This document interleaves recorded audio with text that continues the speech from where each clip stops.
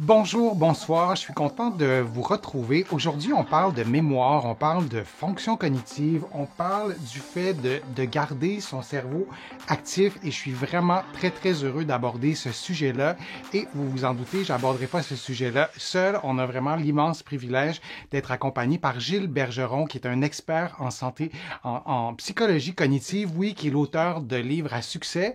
Bonjour Gilles, ça va bien? Bonjour Denis, ça va très bien.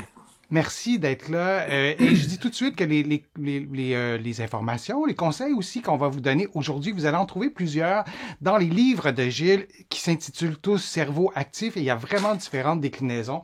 Vous en voyez quelques-uns. Je vous recommande vraiment très chaudement ces livres-là. Y a-t-il une limite à ce qu'on peut mémoriser? Est-ce qu'il y a un réservoir de la mémoire ou non? C'est illimité en faisant tous tes jeux dans tes livres et Gilles, on va arriver on n'arrivera jamais à une limite. Ou si c'est l'inverse, ou si d'une personne à l'autre c'est différent, mais que répond-on à la question, y a-t-il une limite à ce qu'on peut mémoriser? Oui, c'est une question qui m'est souvent posée. Est-ce qu'il y a une limite? Est-ce qu'il y a un nombre maximum de choses qu'on est capable de mémoriser, etc.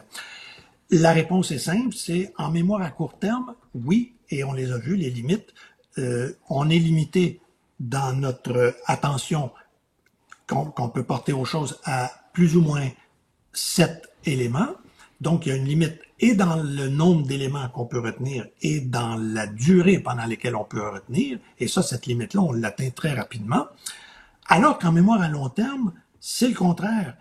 Il n'y a pas de limite, mais non seulement il n'y a pas de limite, c'est que quand notre mémoire à long terme s'allonge, c'est-à-dire qu'on apprend plus de choses. Prenons un exemple, je deviens un expert en vin, par exemple, j'apprends à apprécier des vins variés. Ben, ma compréhension, ma connaissance des vins va devenir plus étendue, en même temps plus épaisse, plus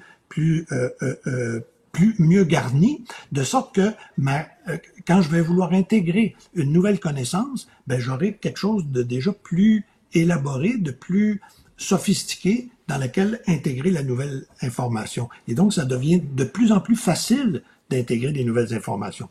Un autre exemple, si j'apprends une troisième langue, une quatrième, une cinquième, ben la sixième, elle devient pas mal plus facile que les 5 premières, parce que j'apprends des méthodes, je suis capable d'appliquer des méthodes, des stratégies qui m'ont aidé déjà. Donc, plus on apprend, plus c'est facile d'apprendre finalement. Et donc, plus on en apprend, plus on peut en ajouter. Mais ça, c'est une bonne nouvelle. C'est une excellente nouvelle même quand on Absolument. veut stimuler sa Hein? mémoire. Absolument. Donc, Pas la c'est... mémoire à court terme, cependant. Oui, oui, bien sûr, bien sûr.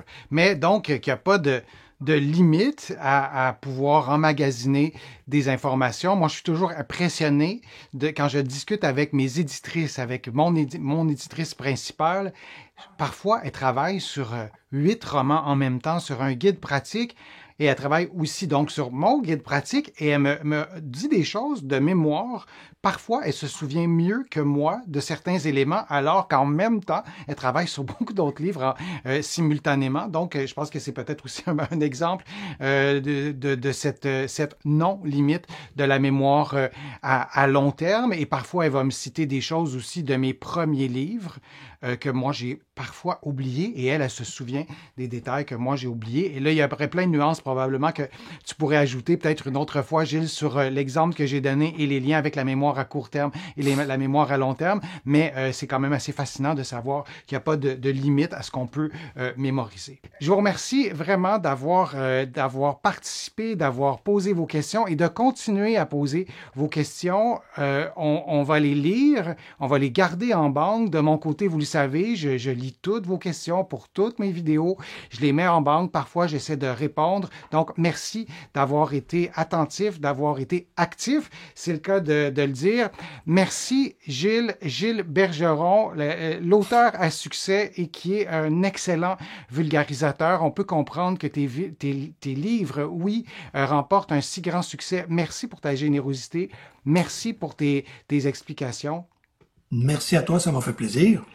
Et je rappelle que les informations qu'on vous a données aujourd'hui, ben, il y a beaucoup de ces informations-là qui sont dans les livres de Gilles qui s'intitulent tous Cerveau actif et il y a plusieurs déclinaisons, il y a plusieurs formats. Ils sont vraiment hyper intéressants. Vous allez les retrouver ici au Québec, au Canada, mais aussi de l'autre côté de l'Atlantique. Je vous dis à un prochain direct, à une prochaine vidéo et à très bientôt.